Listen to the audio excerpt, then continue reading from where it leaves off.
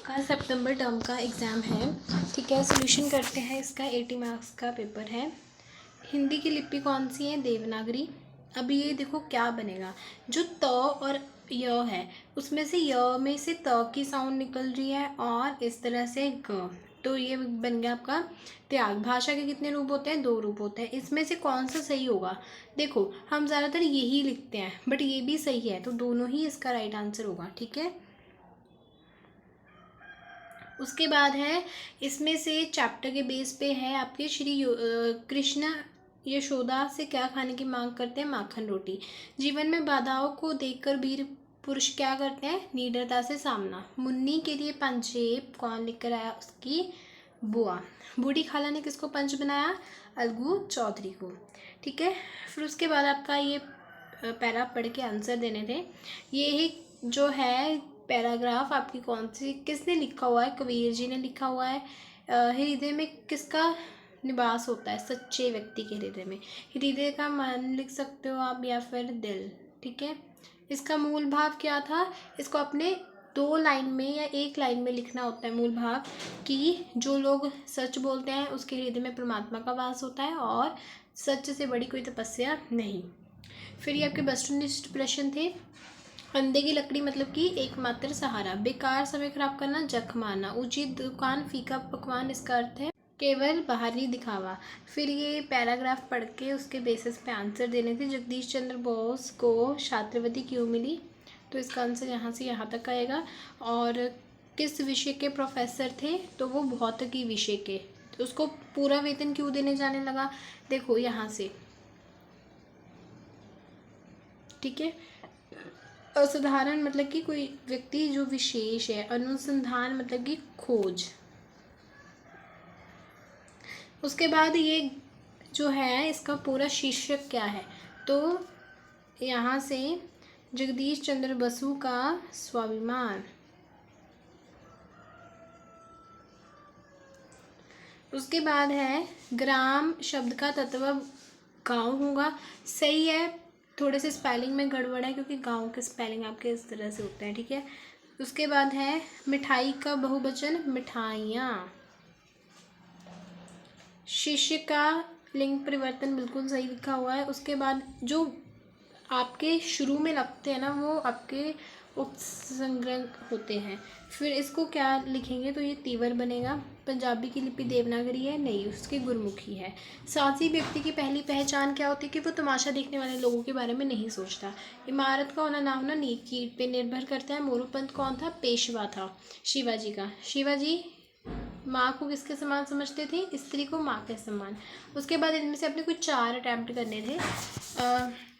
जुम्मन और उसकी पत्नी द्वारा खाला की खातिरदारी क्यों करने लगी? क्योंकि खाला का कोई रिश्तेदार नहीं था और उसके पास कुछ ज़मीन जायदाद थी, तो वो ज़मीन जायदाद अपने नाम करवाना चाहते थे, इसलिए। पंजेब बुआ लेके आई थी और वो किस तरह से मिली? तो जब बुआ कुछ दिनों बाद घर में आई, उसने जो है कुछ कागजात जो लेखक ने मंगवाए थे उसको देने लगी, तो उसमें क्या निकली? बास्केट में से पंजेब। तो उसने माफ़ी मांगी कि मेरे से गलती से चली गई थी। नींव की ईंट कुंगूर की दोनों ही बनती है। नींव की ईंट जो ज़मीन के नीचे इमारत की पहली नींव बनती है और कुंगूर की ईंट जो कट छट के लोगों को आकर्षित कर ली, इसलिए दोनों ही बन रही हैं। करजन मौर्य को क्यों मारा? क्योंकि ये स्टेट ऑफ इंडिया का सचिव सलाहकार था। इसने बहुत सारे भारतीयों को गुलाम बनाया, उनको मारा, इसलिए मदन लाल ने इसको मार दिया। फिर सेनापति सूबेदार पुत्र बधू को किस प्रकार माफ़ी मांगी? उनको माँ कहकर पुकारा। ठीक है, उनको कहा कि आप चिंता मत कीजिए, आपको इज्जत हिफाजत और खबरदारी के साथ आपके शौहर के पास पहुंचा दिया जाएगा। सच्चे स्वराज की स्थापना किस तरह से करना चाहते थे? वो हिंदू धर्म के थे, परंतु वो मुस्लिम धर्म के जो ग्रंथ थे उनके स्थानों को पूजनीय मानते थे। ठीक है, उनका सम्मान करते थे और स्त्री को माँ नहीं, ये नहीं लिखना। फिर आप लिख सकते हो कि उनकी जो सेना थी उसमें भी मुस्लिम लोग थे। इस तरह से वो हिंदू धर्म के नहीं, सच्चे स्वराज की स्थापना करना चाहते थे।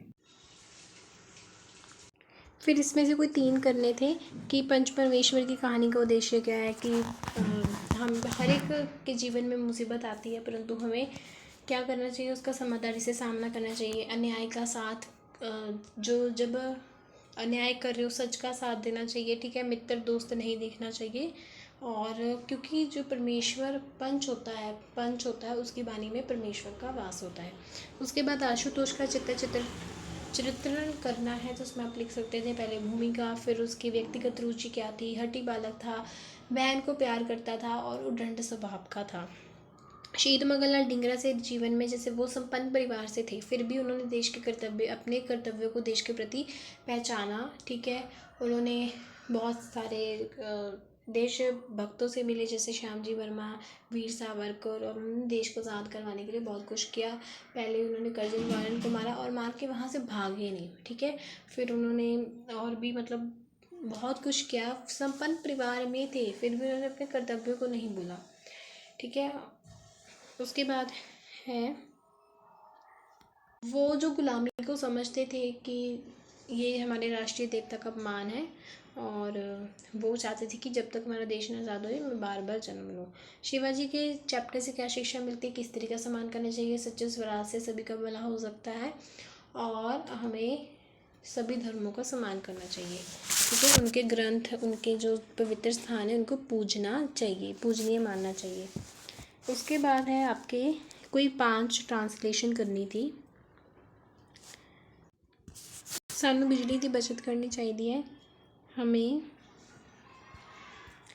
बिजली की बचत करनी चाहिए। फिर है 26 जनवरी और 15 अगस्त तो हमारे क्या है, कौमी त्यौहार है। आप लिख सकते हो कि 15 अगस्त और 26 जनवरी, पहले 26 जनवरी फिर 15 अगस्त हमारे क्या है, राष्ट्रीय त्यौहार।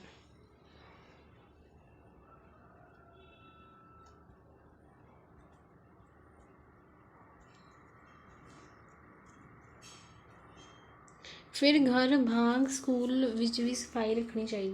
तो घर की तरह स्कूल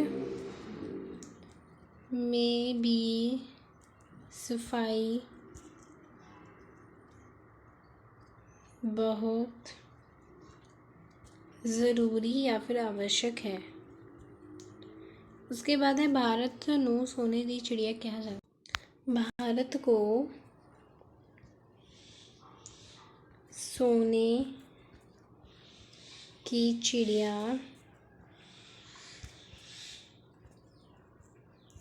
कहा जाता था।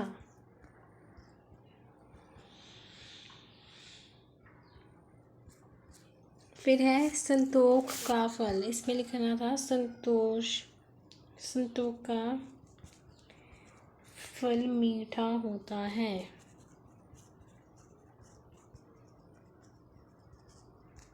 महात्मा गांधी नू राष्ट्रपिता कहा जाता है।